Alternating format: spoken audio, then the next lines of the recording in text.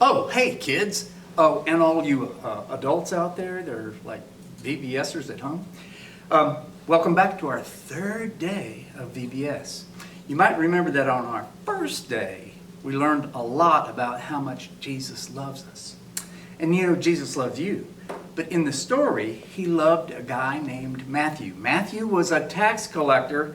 He collected like tax money from people all around his town. But you know, tax collectors weren't always honest.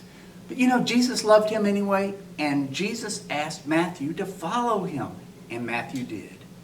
On our second day, we saw a guy named Paul who was not a follower of Jesus. In fact, he hated Jesus, hated him so much that he would throw all the followers of Jesus in prison.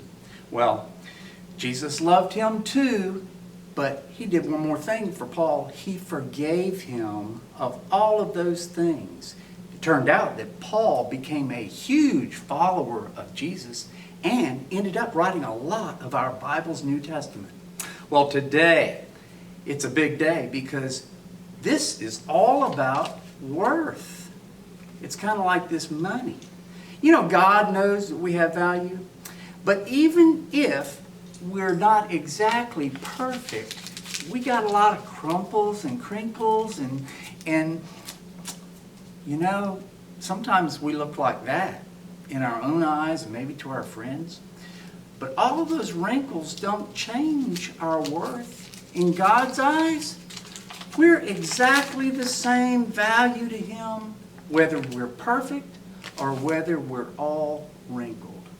So, pay attention to the lesson today because it's all about how much we're worth because Jesus decided after he had to pray really, really hard that he was going to follow God's plan for him and ending up at the cross suffering and dying for you and me. That's how valuable we are to God. See you later, kids.